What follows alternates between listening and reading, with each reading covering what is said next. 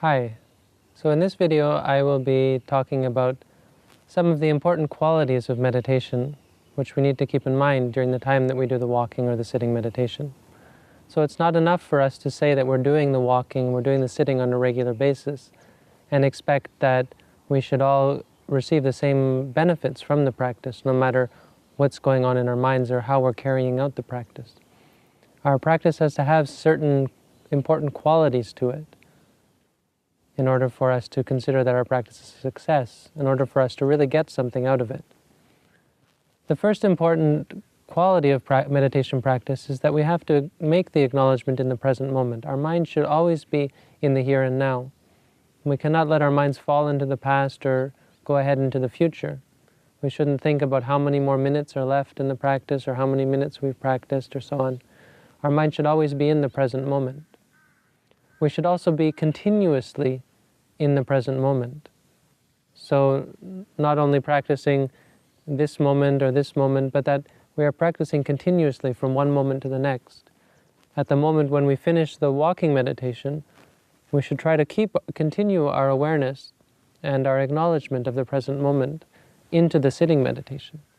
Once we finish the sitting meditation, when we're going to get up and go on with our lives, we should try to continue into our lives, carry on continuously.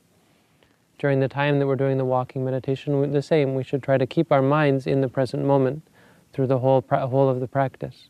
When we do the sitting, trying to keep it on the rising and falling again and again continuously. Just like the rain falling. It is said that meditation practice is like rain falling. Every moment that we're aware is like one drop of rain. And though it might not seem like that much, once we're mindful again and again and aware again and again, just like rain falling, it can flood and create a huge flood or fill up a lake. In the same way, our awareness again and again in one moment after one moment can create very strong states of concentration based on the present moment, so that we're very clearly aware and we create a great understanding and clarity of mind in regards to reality. Another important point is the actual acknowledgement, or the quality of the acknowledgement. We have to, first of all, have a certain amount of effort. It takes effort for us to do this again and again, and we have to acknowledge this. And we can't just let ourselves say rising, falling, and let the mind drift. We have to push the mind and keep the mind with the present moment, with the object as it arises, whatever object that is. So if it's the rising and the falling in the beginning, staying with it again and again, sending the mind out, instead of keeping the mind up here or at the mouth, sending the mind out to the object again and again and again, and keeping the mind very sort of a strong state of mind, keeping our mind strong and focused on the present moment.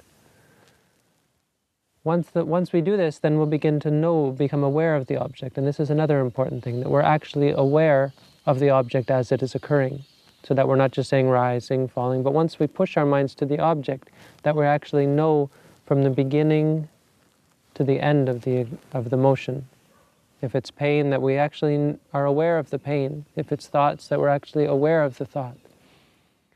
Once we become aware of the thought, then we can make the acknowledgement. And this is, of course, the most important part, is that actually we grasp and we fix the mind on that awareness, not letting it continue on into liking or disliking or creating all sorts of mental activity or judgments about the object. The final important fundamental quality of practice is called balancing the faculties. So it's recognized that all people have certain faculties in their mind. These are qualities of mind which are very beneficial. Altogether there are 5. These are the confidence, effort, mindfulness, concentration, and wisdom. And these have to, we say these have to be balanced with each other. For instance, some people might have strong confidence, but they may have low wisdom. This means that they have what we call blind faith. They believe things simply because of this is what they've been told, or because of some desire to believe, not because of any rational understanding. Some people have strong wisdom but low faith, so they doubt everything. And they refuse to believe anything, even from a respected authority or so on. Or they refuse to believe anything because they themselves have never experienced it, because they've never undertaken the meditation practice. Some people have strong effort, but weak concentration. In this case, the mind becomes distracted, where the mind is not focused. It can't focus on anything. Some people have strong concentration, but weak effort. And this makes people lazy or drowsy, keeps us from sending the mind on and on and on, keeping up with the present moment. And we find ourselves getting drowsy and falling asleep. The way we balance these, we balance confidence with wisdom, and effort with concentration. We use mindfulness. We use this clear thought. The effort, sending the mind to the object, the awareness of the object, the focusing on the object, and the clear knowing of the object. These are all of the mental faculties put into one: confidence, effort, mindfulness, concentration, and wisdom. Once we've balanced the four outside faculties with the faculty of mindfulness, or the clear awareness, they will work together and they will create a very strong state of mind, where we have strong confidence, we have strong effort, we are clearly mindful, and we have strong concentration, and we have very sure wisdom, because we see for ourselves and we understand for ourselves without the need to rely on someone else.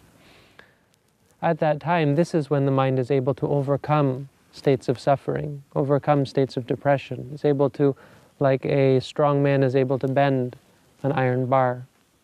We also can bend and shape and mold our minds and bring our minds back to a state of peace and happiness, overcoming all sorts of unpleasant states. This is a basic understanding of some of the fundamentals, some of the fundamental qualities of meditation which we need to keep in mind. We need to be in the present moment and practice continuously.